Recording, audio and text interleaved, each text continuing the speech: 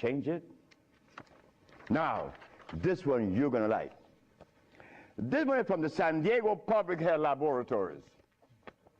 It says here that this man has a HIV-1 RNA 26,205. The boy was supposed to be dead at 25, right? Just go to the other page. 6 months later, he's less than 400. He was killed at 15.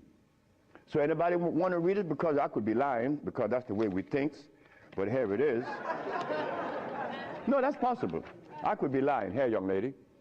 So, curing AIDS, brother and sister, look, that's the easiest thing for niggas to do. We could do more than that. Curing AIDS, to them is big thing. To us, it's nothing. You understand? But now, here is where this little culprit comes in. Where did I put it? The blood, no, no good. Here it is.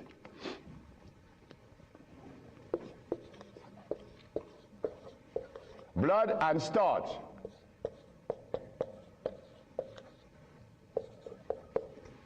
Blood and starch. Blood and starch is going to prevent you from doing what the ants does for each other. Ants, when it's getting ready to rain, you know what they do? All the black ants, they begin to do what? Cut the leaves and take them to their little nests. Ants doesn't eat leaves. They eat the mycelia that grows on the leaves with the temperature. They are farmers, but they provide when it rains. Red ants does the same. But we black people, we can't do that. Because when your brother showed the world that he cured AIDS, why didn't the African countries jump on it? All the African people eat is blood and starch, nothing else. But that is the Africa that you and I dream about, the Africa that we want to save, the Africa that we all love. I found out that there is no president in Africa that is interested in the cure for AIDS. Not one. No, I'm sorry, only one. I'm not going to name the country because I may jeopardize the country. Because the one thing I learned, that when you begin to talk favorable about a country or individual, they're going to soon get him. That is a fact. So I cannot talk about the country that said to Dr. Sebi, Dr. Sebi, whenever you want to return to Africa and begin this new empire, you have 5,000 acres of land and 6 hot springs. I don't need anything else. Hot springs? 5 hot springs with 5,000 acres of land? We could grow food. We could make the best dress. I said, sir, I am not going to come to your country unless I'm able to grow marijuana. He said, marijuana? He said, wait just a minute.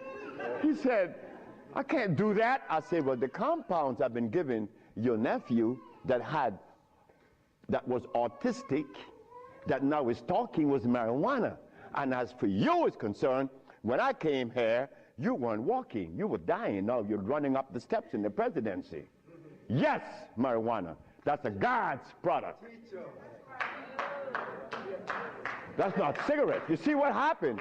My brother used to smoke cigarettes, but my brother didn't know that the tobacco that he was smoking was artificial. God didn't make that. But marijuana, God did make that.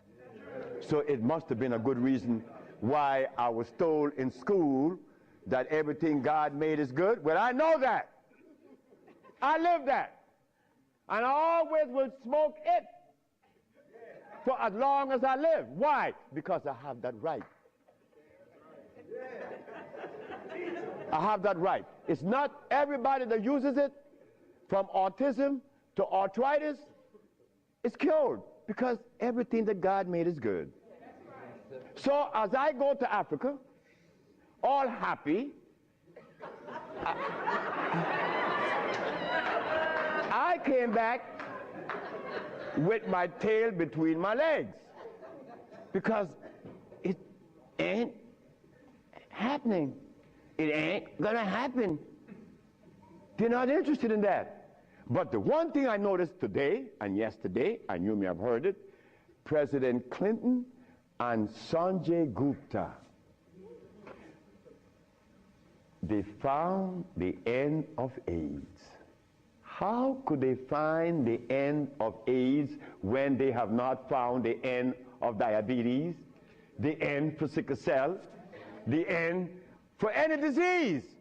But they're going to tell us that they're going to bypass these lesser diseases and jump on the major one, and they got the cure for it.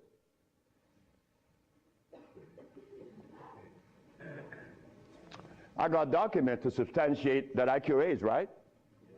So what's up? What's up? Well, I'm going to show you what's up.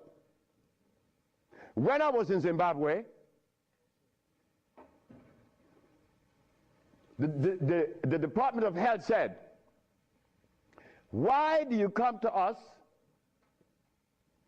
saying that you could help us? And your leaders in America didn't help you. My leaders in America? What do you mean by that? They mentioned Minister Farrakhan. I said, just a minute. I don't follow any man. I follow women. And I don't follow sick people. Because if I follow sick people, then I got to be sicker. I go to Brazil. They say, why don't you, if your leaders didn't help you, why should we? I say, my leaders, again, they brought these leaders in front of me.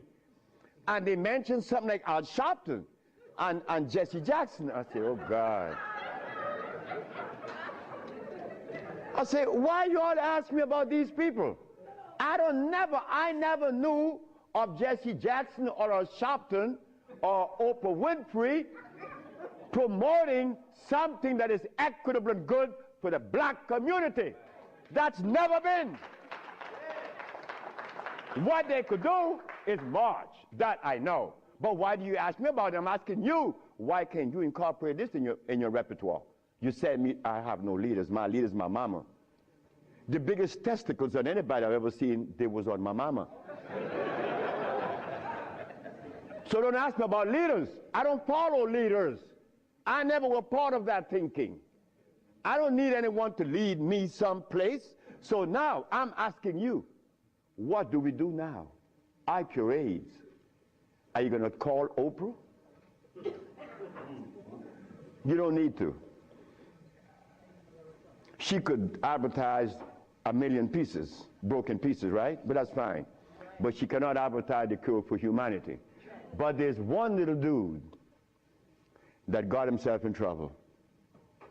And he was totally unaware of what was going to happen. This little dude, I'm home with my wife, enjoying myself, a Sunday afternoon, looking at TV, somebody threw a rock on my window. It's Randy Jackson. What did you want? My brother want to see you. Your brother? Michael? Okay. I went.